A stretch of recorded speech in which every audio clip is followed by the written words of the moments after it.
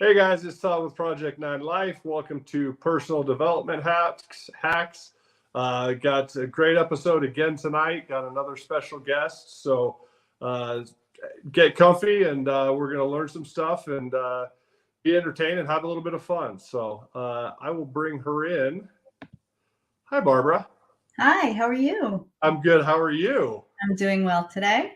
Well, cool. Well, thanks for joining us. So, for the audience that maybe doesn't know you or don't know what you do, why don't you go ahead and introduce yourself and let everyone know?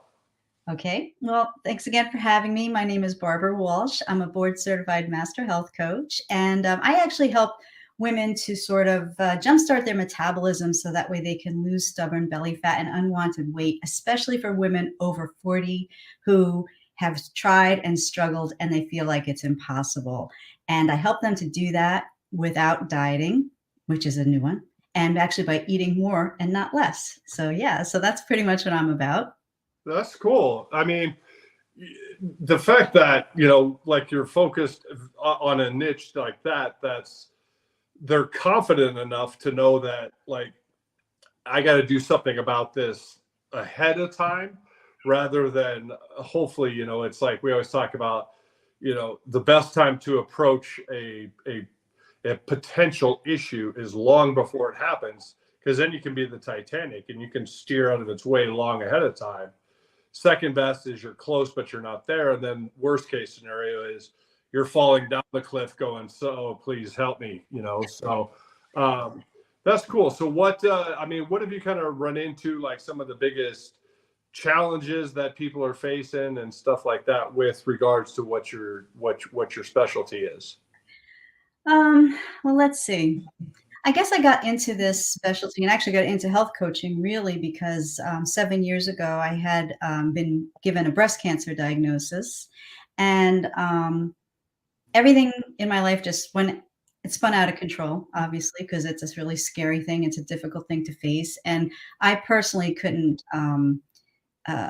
agree to go to conventional treatment. So instead, I ended up doing a lot of research and I found out a lot about the body. I found out a lot about cancer, stuff that I never thought I would ever have to know. And one of the big things that I found out was that, cancer develops over time for the most part, and it can be developing in the body for up to 10 years before you get a diagnosis. And when I look back on my own situation, if I look back 10 years prior to the day the doctor gave me those words, I could see a lot of things going wrong in my in my health, but I had no idea.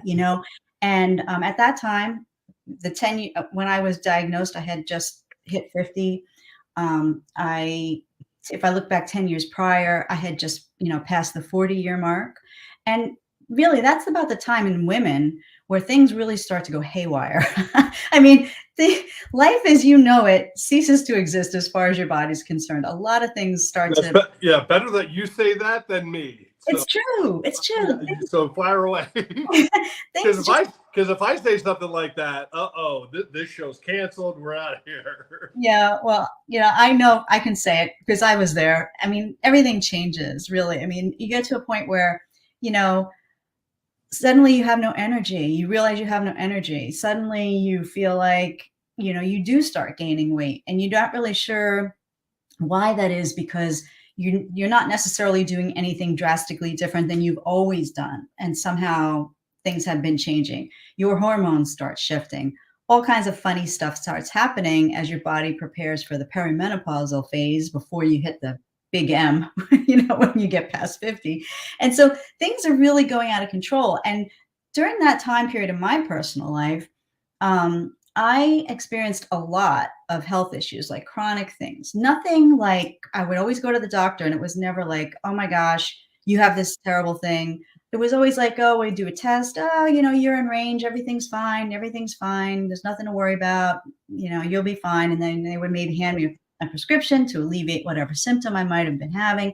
But this is like an ongoing thing. And I was getting to the point where I had started to resign myself to the fact that, well, you're getting older, your body's going to be deteriorating, your body's going to be breaking down, and, that's just the way it has to be.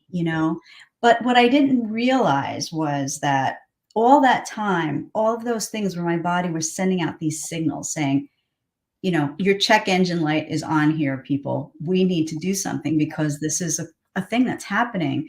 But I had no idea. I couldn't really put it together because it never occurred to me that, you know, digestive issues might have something to do with skin rashes, which might have something to do with chronic fatigue, which might have something to do with stress. No brainer there, you know. I mean, all of these things, they seemed like they were not really related, but I found out later that they were. And really what it was my metabolism was in trouble. My immune system was compromised.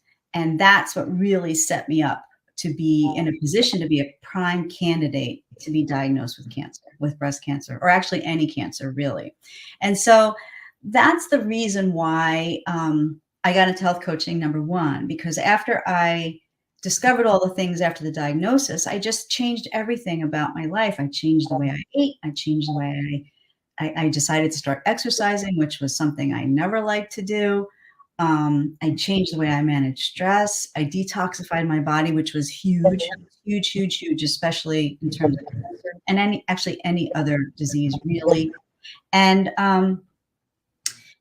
when that happened, my body healed naturally from the disease. And that made a lot more sense to me at the time, especially that to heal naturally, if I could support my body's own innate process to do that, as opposed to, you know, poisoning myself, bombarding my body with a lot of toxins and chemicals and stuff like that, hoping that if I could get through that treatment protocol, that maybe I would get well.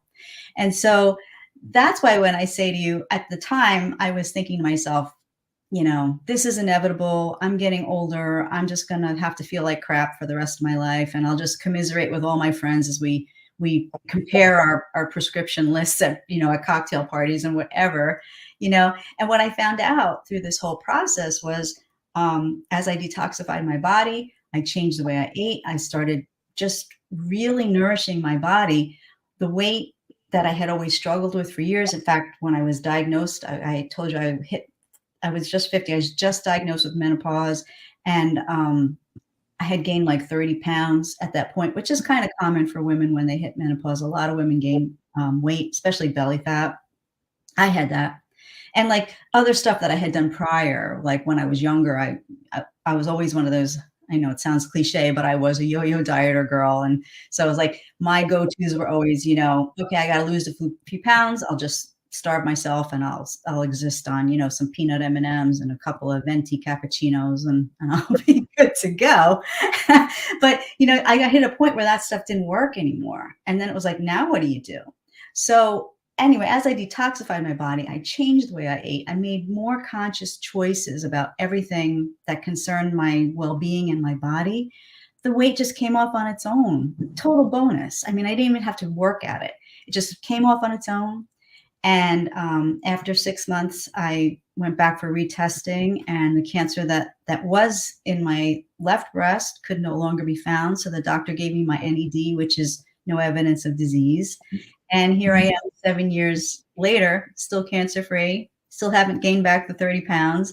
So I got to tell you, there's something amazing that happens when you support your body's metabolism and your immune system.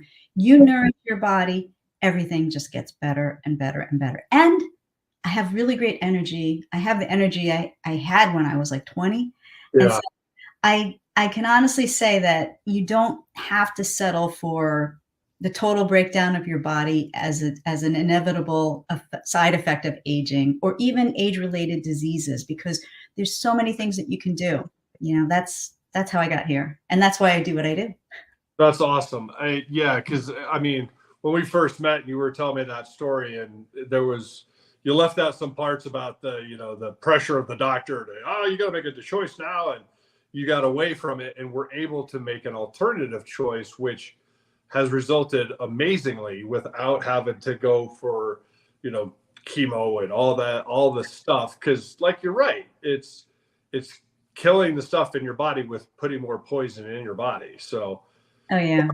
Yeah, but like what you're talking about, like with the yo-yo dieting and then you taking a different tact on it. Like we talk about it all the time, at least I do. It's like that's the difference between having a short-term goal, which is it puts you on a yo-yo, and having a lifetime goal, which is a complete remodel and rethink of what you actually like. Why are you doing it for the next 10, 20, 30, 40 years of your life, instead of I got to fit in a suit on September 1st, it's because there's a lot of people that's their idea of it. And they think, well, once I get there, then I'll keep it off. And it's like, no, you won't. I can, the people come to me all the time. It's like, they'll say, I need to lose 15 pounds. Okay. And as much as you try to get them to think about lifetime, they're like, no, I just need to lose this. And it's like, well, I'll tell you what, so your goal for this year is to lose 15 pounds. So let's go ahead and fill out next year's goal, but instead of 15, make it 25, because that's what's going to happen. You're going to lose weight. You'll get close. Maybe you'll hit it. And then you'll spend the rest of the year gaining it back and adding to it, because gravity takes effect, and no one is aging backwards. Mm-hmm. No one's got the whatever his name was, the button kid or whatever. Button, yeah. One. But I'm glad to hear that you said that. I mean, you obviously attacked it for a lifetime for a different reason. One that was kind of like, here, you got to do this. But it's a powerful lesson in when you make changes for your lifetime, that the effect that they have, they're lasting. And I guarantee you're a happier, more energetic, just better person overall today, because you made this adjustment in your life. And it wasn't just like for the short time. You retooled everything to put yourself where you're now in the position that you're at. Is that, yeah? Yep, you're absolutely right. I mean, for me, really, it was a life or death kind of thing. And you're right. Whenever someone is diagnosed with cancer, there's a huge rush to get you into treatment. It doesn't give you a lot of time to think about what's happening or process anything. It's just this whole idea that get into treatment now before you die, kind of deal.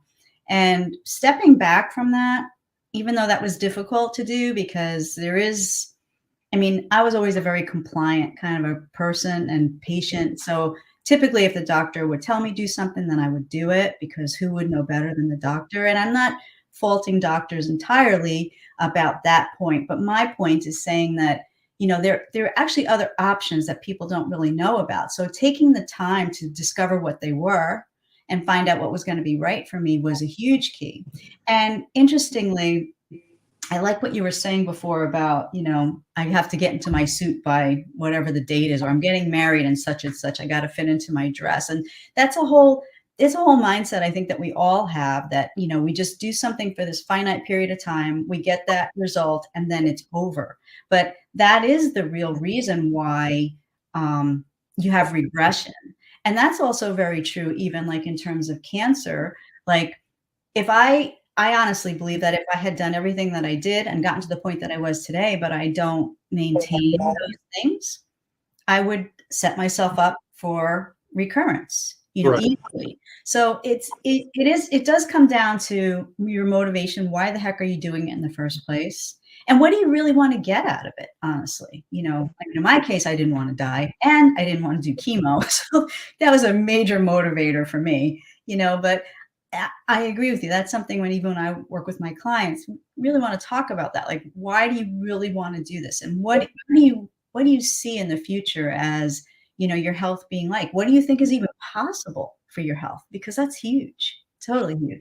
Well, and it's, you're in my own kind of lingo, like what you're doing is you're getting people to move out of the motivation phase and into their inspiration phase by asking, why is this important? Who else is it important to? Why, what is it about getting fit, or, getting in shape, or, setting yourself up for a lifetime of being more healthy, more fit. Why is that ultimately important to you? Because it could boil down to spouse, it could boil down to kids, it could boil down to, you know, I never knew my grandparents because they passed before I was born, because mom and dad told me they were unhealthy. Well, I want to see my grandkids, I want to be able to spend time, and not just like be in a sofa, but like I want to be there and active to be able to help that. So by doing that, you're taking away that the motivation is an external factor, right? And it's fleeting. It can come and go, and depending on the day, if it's raining, snowing, whatever, you may be like, oh God, that, someone's saying they don't want me to work out today. It's like, no, that's not what they're saying. They're saying, here's a challenge. How are you going to rise to it? Yeah. And that's where you have to look to your inspiration and why it's important, because your inspiration is something that no matter what, you won't fail. Yeah. Like for me, it was my kid. For me, it's my kids. Mm-hmm. They're 18 and 16 now, but when I started on my path, they were 12 and 10, 13, 11, something like that. Mm-hmm. But I involved them, like why I wanted to get fit and why I wanted to get healthy. And because it was important to me, because of the reasons that I wanted to be there, I didn't want to be the dad on the sidelines. It immediately became important to them. And then my daughter took it to the next stage, being my accountability partner. And about 3 weeks after I started, I was downstairs cooking breakfast. It's Colorado, so it's snowing, it's cold. My daughter goes, "You're going to go for your walk, Dad?" I said, "Well, I'm going to see what the weather does, but I will get it done today." And she goes, "Okay, you mean now?" And just stared at me, and I was like, "Yes, I do." And off went my shoe, and out the door I went. So, but by involving others and letting them know, like if that's your true inspiration, be it a spouse, be it kids, be it whatever your reason, but sharing that with them, and the importance that it has to you, you're creating your own, your own tribe. I know that's kind of what everyone's going with now, but you're creating that your own community that knows why you're doing what you're doing. Mm-hmm. Mm-hmm. And that's vitally important, especially if it's like you're saying, where your alternative is like, I don't want to die. I don't want to go through chemo. Yeah, those are pretty high up there, but you also made the choice for reasons other than those. It's, and you're living it every day, just being happier, healthier, like you said, the energy of your 20-year-old self. Yeah. Well, you wouldn't have had that. No, I would not. I wouldn't. And you know what? The weirdest thing is, like, when I look back, or maybe it's not weird, but after everything that I discovered and all the things that I implemented, and I didn't have that kind of big community to really lean back on. I did have my husband, who was really great support system for me. He was very encouraging, and I would have days where I'd be like, I don't know if I could do this, and he would say, well, don't worry about tomorrow. You just think about what you're doing right now. Do this now, and then tomorrow will be tomorrow. We're going to do this right now. And that was huge for me, to have that consistency to keep going through. But yeah, I think that when you're looking at a situation like that, where it's kind of an all or nothing kind of thing, I think that that's really, it's a scary place to be, but it's a really good place to be, because then you feel like you either go all in or you don't. And I think that if you want to have really great long-term effects of whatever it is that you want to do, you do kind of have to get to a point where it's like, I'm all in and I'm going to do this thing, because I think we could be one or the other. Like, set aside my whole cancer diagnosis, just a regular person who's not facing cancer. I mean, you can wish, or you can hope that you will get there. Oh, I wish one day I would do this, or I wish I would get more fit, or I wish I could do this, or you can make a choice and just say, okay, I'm going to do this today. It's kind of a tough realization to come to.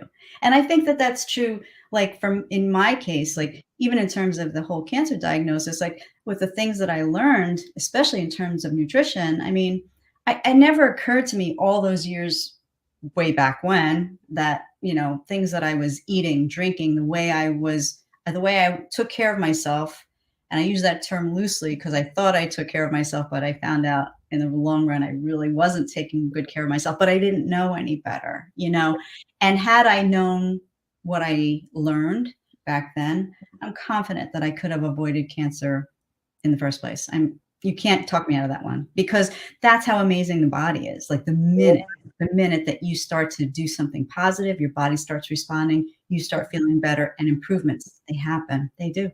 Well, and you're right. And that's where it's like you have to get past that first, say, 30 to 60 days because your progress is not going to be that fast. And you're going to have days where you're doubting what you're doing.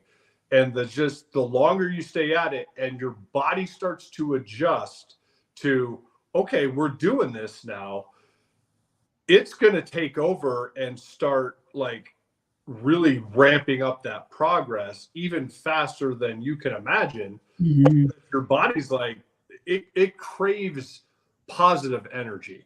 And as soon as you start generating positive energy because you're seeing progress in whatever you're doing, it could be health, wealth, relationships, whatever.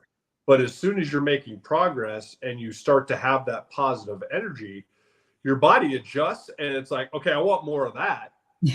And so it accelerates whatever you're doing to grow it. It could be, you know, if you're looking at like, well, it's like your brain turns on and starts looking for different stuff, or health. It's like all of a sudden you go from, okay, we're going to walk again today to heck yeah. It's like, it becomes addicting almost. Yeah. To where you're like, oh yeah, we're going because I don't know what happens, but halfway up the hill, my brain turns on and I'm golden. Yeah. But yeah, what you said earlier too, like, you know, instead of, because there's action talkers and there's action takers. Action talkers, you'll always know because they'll always project what they're going to do in the future. You know, when I get fit, when I lose weight, when I get a raise, when my boss, you know, finally recognizes my efforts, or when I get this bonus. It's all future stuff. And a lot of it is not based on their efforts. It's based on like other stuff. And then there's action takers, which have basically, there's two superpowers. They take action and they have daily activity. And that's all it is like they see something, they want to do something, they take action to make it happen. And then daily they perform an activity to make progress, because that's our only comparison. It's not to you, it's not to the Joneses, it's not to anyone else, it's to ourselves from yesterday. Yeah. And as long as we're making progress and we're 1% better today than yesterday, then it was a good day. And you know, you're going to have a day where it's like, I'm a little bit better. I don't know if it's quite 1%. That's fine. As long as it's forward, you're making progress. Because I guarantee you're going to also have that day where it's like, wow, like I feel so much better because, you know, a project got done, or you finally, and you need to celebrate those little wins. You know, if your goal with health, it's like, you know, if you start out and it's like, I'm walking like a mile and that's about it that my body can handle. That's fine. As long as you do it every single day, because it will get longer. It won't take you as long, but as you make that progress, you need to celebrate. Like, made 2 miles today. That's awesome. And I'm not saying go celebrate with the, you know, donuts. I'm just saying, like, you need to celebrate those accomplishments because your body and your mind dwell on they love those things like that too, because, you know, it's a sense of progress and a sense of accomplishment on your individual efforts. Yeah, that's true. That's true, because I mean, it's really a holistic view of your body. You know, everything is connected. So all of your emotions, your thoughts, they impact your body. The way you feel impacts your thoughts and your emotions. It's kind of like a cycle, you know? So those things are really, really important. And I think that that's why I think like, no, like working with a coach or something like that, I think is really helpful for people, especially in those early stages, because I know when I was going through my journey, I was on my own. I wished I had somebody there to help me. I really did. But I Sure. didn't know, I had no idea that something like that even existed, you know? And I think like what you're saying, like the accountability factor, even from your own daughter and like my husband, huge, so huge. Because there's somebody there. And they even say that, I think there's been studies that say that, that when you state your goal out loud, that it's you have a higher chance of actually achieving that goal because you spoke it, and it kind of is out there. Like, so then an expectation actually rises in you, like, I got to do what I said, kind of deal. Right. Yeah, because I said it and all these people heard it. Or Yeah. I can't back out now. yeah, yeah, yeah. I can't show up at the same party like 2 months from now and be like, I was just kidding. Serious about that? Gonna work. That is not gonna work. That's for sure. But no, it's I think because everything is connected, and it doesn't matter. The one of the most amazing things about it is like it doesn't matter what your focus is. Let's face it, people set resolutions for one of three reasons: health, wealth, relationships, right? Mhm. So it doesn't matter what your initial focus is. When you start to make progress, then you're going to start to see the effects of the ripple effect. Mhm. Because as you like say it's health, and as you make progress and as you start to gain health and gain confidence and really start to kind of get on that path and it's becoming who you are now, watch what happens with your daily work or with the opportunities that present themselves in wealth, and watch how all of a sudden now you have time with your family to be able to talk to your kids besides, hey, how's it going? Good. And then you throw a hot dog out of it and say, rock out the door. It's like it all kind of starts to join together, and you're truly just leveling up your life as a Mhm. whole. Even though you went like, I just wanted a health coach, like I just needed to get fit, but all of a sudden like my brain turned on and now I'm doing all this stuff on my job, and you know I go out and for walks and everything with my spouse, and my God, I talked to my kids for a half hour and I learned like so much about like teenage life in that half hour, and 15 minutes of it I didn't want to know, but that's fine, you know. Uh, but it's so many people just live on autopilot. Mhm. It's like everyone's gone through it. You're driving, and all of a sudden you kind of like come to, and you're like, oh my God, it's 6 miles later. There Yeah. was, I know there was two turns on this route. I don't remember taking either turn. It's just autopilot. Mm. And a lot of times people will get into that mode and not even know they're there, because society, friends, family is telling them, God, you're doing good because you got this title or this income, or you got this many people under you, and people are reinforcing like, yeah, you're doing good. And you get that moment alone, ask yourself, are you happy? Mm. Are you passionate about what you're doing? And a lot of people are going to be like, no, like I'm in this because it provides for my kids, it provides for my family, I need that security. Great. What are some other goals? You got goals outside of just providing for your family, right? Well, yeah. Well, let's explore those and get to there. So with that lead in, if you guys are feeling that stuck on autopilot and you want alternatives or just someone to help you recognize and figure out ways to level up your life in all aspects, go to project9life.com. It is a complimentary phone call. We're just going to talk about where you're at, what you want, and how we're going to help get you there.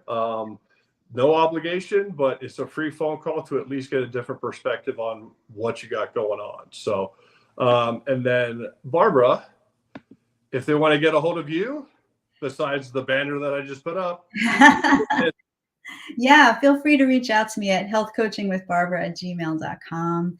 And just like Todd, I mean, I am there to help, to support, to, maybe show you what options maybe you didn't know were there. And not only that, but I always tell my clients and people I meet, don't wait. Don't wait until the doctor hands you a breast cancer diagnosis or any other type of chronic illness diagnosis.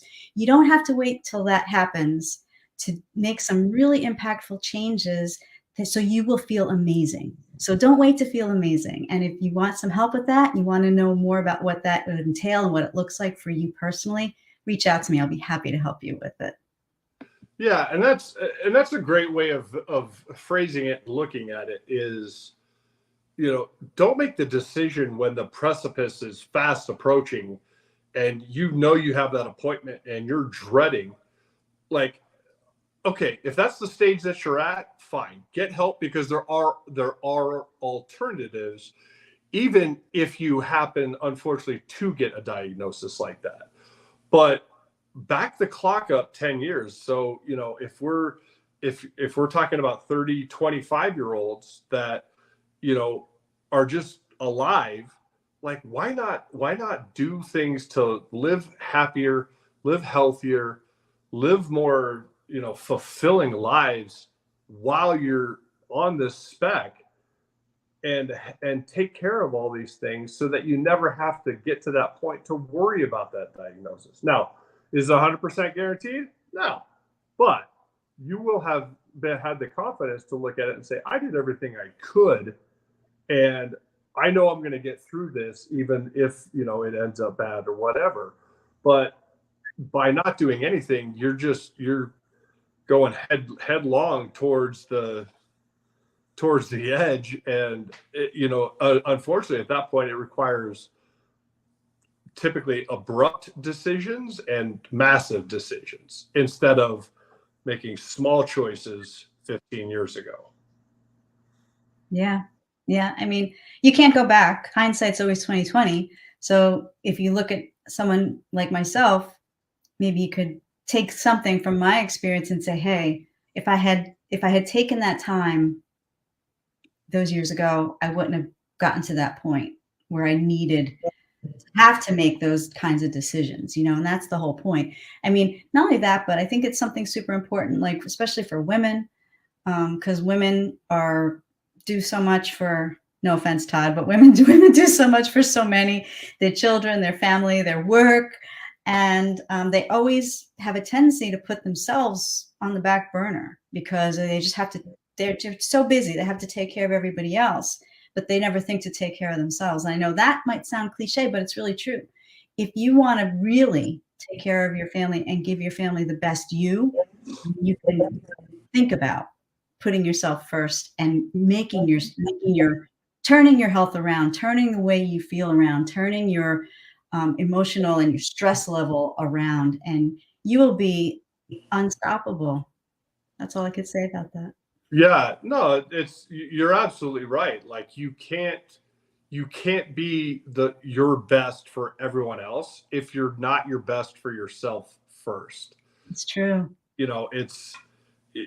I mean, that goes kind of without saying. It's like, if you're leading an unhealthy life, you're not active, you're, unfortunately, whatever, you're on different medications, like, how are you, one, be able to give everything to your family, or two, what are you teaching them by the actions? I mean, kids are sponges, right? Like, someone was saying, like, 0 to 7, it's all download mode. It's just like they are taking absolutely everything in, and then, like, the remaining up to 99% happens between 0 and like 15. So basically, at 15, they know 99% of what we know now at like 47 for me, but what are you teaching them by the example you're setting with not being active and,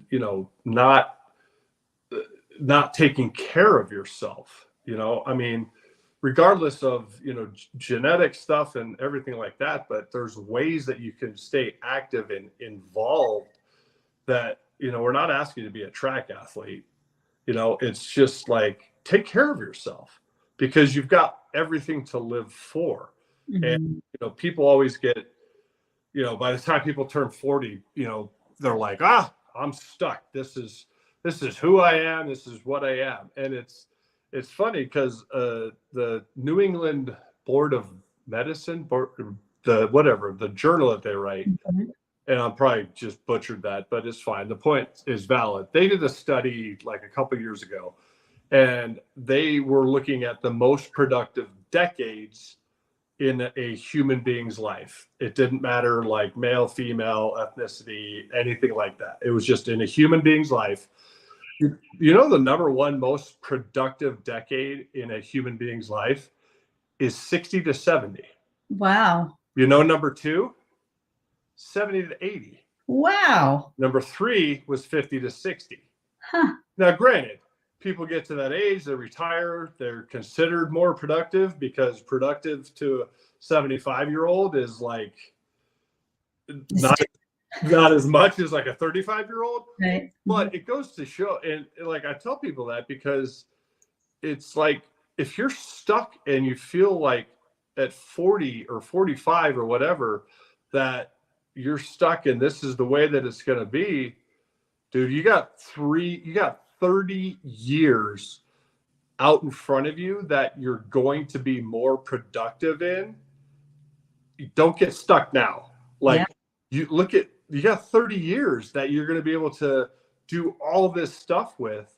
But if you don't take care of some stuff now and get unstuck and identify what you want to do in those 30 years, then yeah, you're stuck, but you're sticking yourself, not Mhm. because there's not opportunities to do other stuff that's out there. Mhm. Yeah. Yeah. That's a good point. Super good. And I think that's important to keep that in mind because I think some of that has to do culturally with the way our society is, where we don't necessarily value getting older as much as youth.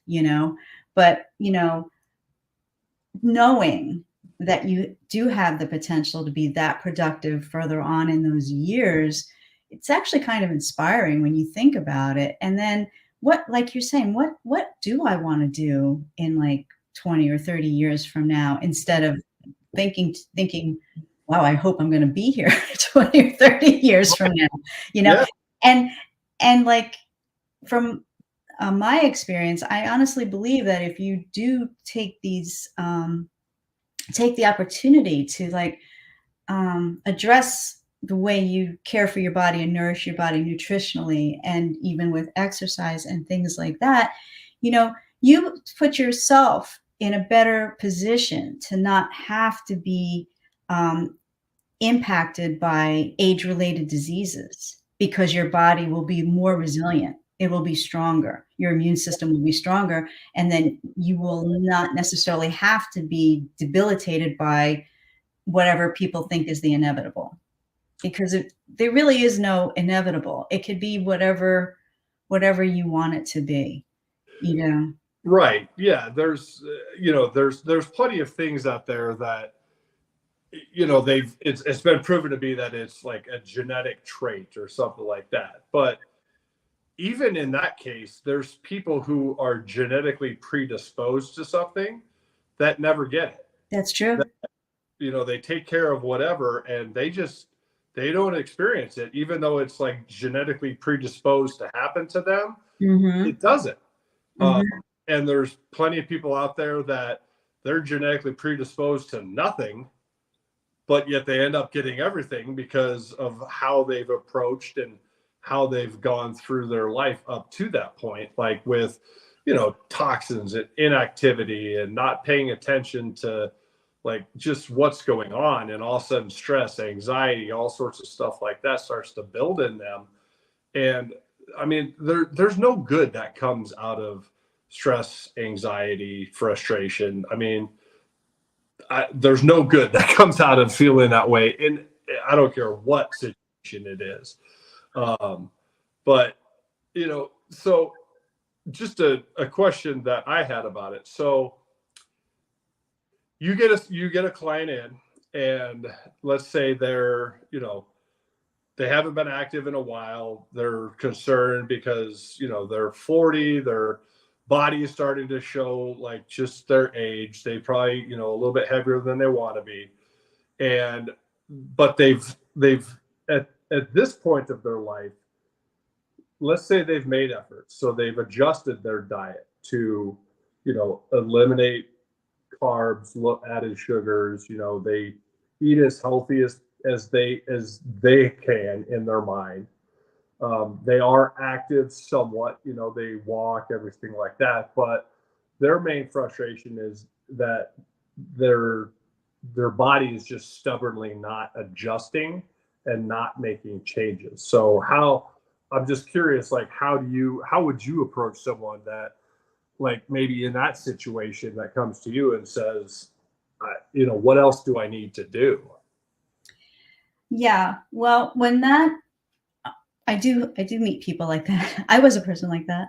Um, yeah, when that happens, typically if that's happening, there's kind of a slowdown with the metabolism is what's happening. And when that happens, especially when you get to your 40s, I mean, people don't know fully how all of the physiology works, and it's a pretty complex machine. But you know, the metabolism has a lot to do with your hormonal balance, which is a big issue for women, especially you know when you're crossing over that threshold into sort of the midlife period of time. So, um, for me, when I work with my clients, is we talk about that. We talk about you know what does the slowdown of the metabolism, what does that actually really mean? Well, it means things like you're tired all the time. It means things like you can't lose weight. It means things like you do the things that you think are going to work and then they don't work. It also can impact things like you know the quality of your hair, the quality of your nails. It has a lot to do with the level of toxicity that has accumulated in the body over time. And we all have it just because of there's a lot of environmental factors, a lot of things that have to do with food and things like that that contribute to toxicity. And what can happen is your body gets overwhelmed. And like the key regulator of all of that process, your detoxification and your metabolism, how effectively your body converts, you know, the food that you take into energy and or determines how it gets stored, whether it gets burned off or it gets stored as fats. The key regulator of that is actually your liver, and your liver is actually a regulator of your hormones. So it's kind of like an intertwined process, a yin and a yang kind of deal. And so then we talk about that, and then I talk to them a lot about detoxification because I think that's something that people don't really understand the impact of that or what that actually means. So by what we then do is we will look at the foods. We'll look at, you know, okay, you tell me you're eating well. What are you actually eating? And we take a look at that. And then we look at areas where maybe there are things that are thought to be healthier, but maybe they don't serve your body as well as they could. And we look for ways to swap those out. But in the process, we really work a lot on detoxification, making sure that gut health is balanced, making sure that your liver is functioning properly. And once you do that, the metabolism switch kicks on. And when it kicks on, stuff starts burning. You get energy back. All the junk that's been like weighing you down starts to burn off, and things start really changing. Your health starts improving and you start looking and feeling a ton better. So yeah, it has a lot to do with that. I mean, I think it's very important to look at diet, like you're saying, exercise important, but I think it's also important to understand how what we eat and drink impacts those vital processes in our body. Because speaking as the yo-yo dieter I used to be, I mean, I never ate well, although I didn't know that because that's just the way I was raised. And so I just did what I knew and grew up with. I had no idea that half of those foods had no value for my body. And in fact, half of those foods were actually contributing to a state of being unwell in my body because they were taxing all of these other processes, slowing down my metabolism, adding to toxicity, and even messing up my gut health. So yeah, so that's what I would do when I work with my clients. First thing. Yeah, and that's, I mean, that's a great way of approaching it, is like, you know, it doesn't matter if you think it's good diet, or your friend has it and they do it and it's a good diet, or you read it in a book and it said it's a good diet. There's what, 8 billion of us on the planet. There is 8 billion different ways that we're put together. And what's good for one is not good necessarily for another, because, you know, someone can say, well, I eat this, this, and this, and this is what it does for me. And then someone else does it, and it has the complete opposite effect, because the way that, like you said, the way that their body processes it or doesn't process it and holds on to it, and where all of a sudden it's like you could have identical twins that's like same diet and they're completely different. And it's because of just each individual. So that's, I mean, that's, I'm glad that you and your program and everything goes through that step, because it's a great precursor to, you know, just like most of them, where it's like, well, you need to eat this and you need to be active. That works for most people, right? But not for all. And if you think that you're on a good diet and you are active and just struggling to kind of kickstart the engine, that's probably what it is you might be eating a good, healthy diet, but it's not suiting you as an individual, which that's the great thing about like people like you and I, is we deal with individuals. Like, you know, everyone's got different goals. Everyone's got different stuff and everything like that.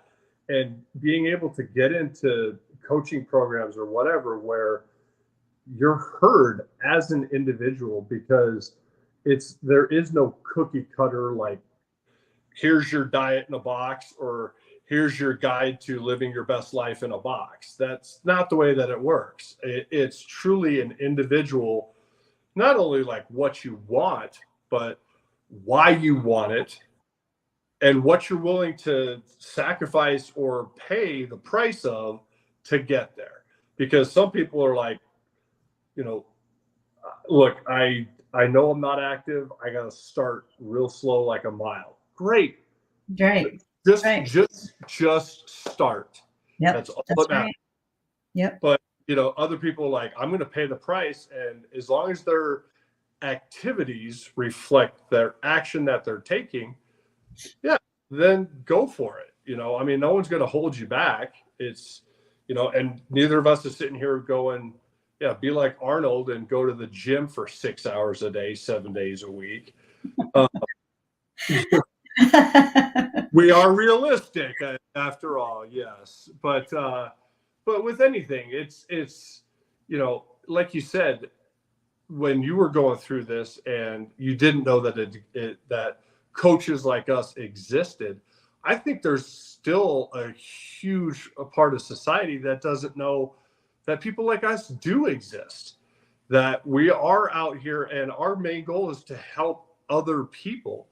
But, you know, without reaching out, or without, you know, seeking us out, we can't come find you. You know, it's like, Yeah. you have to, but anymore, use Google, use whatever, and find something and that's why each of us have like discovery calls, is we got to find out like where you're at, what you want, how you're planning to get there, and is it a fit for either your program or mine? Because I am not going to take someone's money or even offer them a program if they're not a fit for what I do or what I talk about. And you're the same, and I know you're the same way. It's like, I'll give you a referral to go find the person that you do need, but it's not me. And I don't feel good at night taking your money and knowing that you're going to fail because it doesn't speak your language once we get into it. So that's a key element for everything, I think. Yeah. I do. I think that's true. I think that's the important thing too, is to, you know, for people to know that, you know, it's such a personal process. Like when I work with my clients, we get to know each other really well, you know, warts and all, we get to know it all. But that's important because, like you were saying, each person is an individual. Like no two people will approach the idea of weight loss, let's say, in the same way. And the important thing, if anybody's going to see any type of success, has got to be consistency. So that's why it's important to get to know the person, for the coach to get to know the person. So that way we can create strategies and game plans that are actually good, you're going to be able to do. Because like you're saying, I mean, you might say, I want to get in shape, but I can't go work out for 6 hours every day. I wish I could, but I can't. So what is going to work for you? What can you do consistently? Kind of like with your daughter when it was really cold out. Are you going, Dad? Are you going today or what? You know? And Yeah. so I think that that's an important point, you know, and finding the way to get all the pieces. Because like, let's face it, there's a ton of information out there. You could Google your brains out and look for a bunch of stuff, but how do you put it all together? How do you fit the pieces into your life in a way that's actually going to be meaningful and have some kind of positive actual impact that you can measure, right? And that's really where the magic comes in, is when, you know, when you can work with someone who really knows you and actually, you know, cares about your progress as much as you do, you know, wants to see you succeed, you know? Yeah, that's true. I mean, like like you said, you can Google your heart out and you could pull up 100 different ways to do something, and you're going to get 100 different answers. Yeah. And, you know, 99.9% of them you're going to look at. And if you ever actually got into it, you'd realize very quickly, this is not right for me. This is not right for me. Mm-hmm. So that's where it's important to seek out guidance from, you know, people that, I mean, I speak from experience, my personal experience. Like, this is what I did. Here's the book. This is what I did. Here's the challenges that I faced. Here's how I, you know, got past those and the things that I did. Here was my result. Here. If this works, great. Just don't make the same mistakes. And we'll adjust like how I did or what I did based on you as an individual. Mm-hmm. You know, but we're not providing like, you got to do X, Y, and Z. It's not a 3-point plan. If you don't hit every plan on point, then you're gonna fail, and you know, that's it. Where you fail the program. It's like, no, it's life. It's we want you to succeed in whatever it is you're going into or whatever your goals are. And it could be, you know, the 45-year-old woman who's like, I got a lot of stuff coming up and I need to do something because I should have started this 10 years ago, but I'm starting now. Great. Right. It's never too late. No. That's one of the things I've said almost very religiously is like, I don't care what age you are. I don't care what stage of life you're in. If you decide that you're going to make a drastic and big change in your life, you do not need anyone's permission to retool yourself. That's right. You know, it's going to be hard work. It's probably going to take you a year, depending on how big the change is. But if you understand that going in, you don't need anyone's permission. You can make that change as long as because it's not going to be for the worse. You know, no one's like, well, I haven't been to prison yet, so let's go do that. It's, you know, obviously people are making decisions to improve their lives and level up their lives. You don't need permission. If something like that comes to you, do it. Help, you know, seek guidance from people that have done stuff before and change their lives in greatly fantastic ways, and get some perspective on what you're setting out to do. Yeah. Yeah. So. Yeah. And you know, what's interesting, I think, about what you're saying there is that, you know, just as you don't need permission, I mean, you could blaze your own trail, quite honestly. Just because you don't know anybody who ever did it doesn't mean you can't do it, and doesn't mean that it won't work for you. Because, I mean, from my experience, you were talking about your experience. From my experience, I mean, I didn't know that was going to work for me, but it actually worked. But it had a lot to do with, you know, physiology and the way that the body is designed. And when you could tap into the power of that, that's really where you can really affect some changes.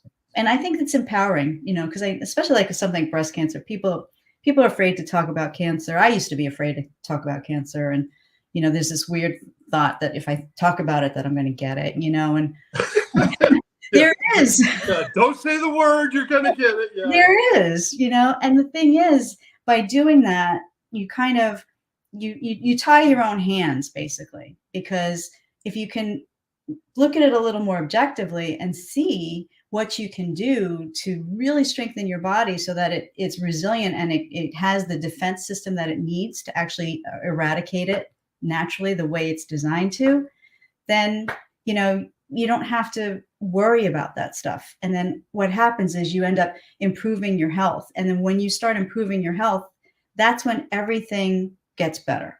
It just does. It just does. Yeah. Well, and you're right. It is the unknown, and it does make you uncomfortable. But I learned this a long time ago. Like, if you're going to make true progress and grow in life, you have to get comfortable being uncomfortable.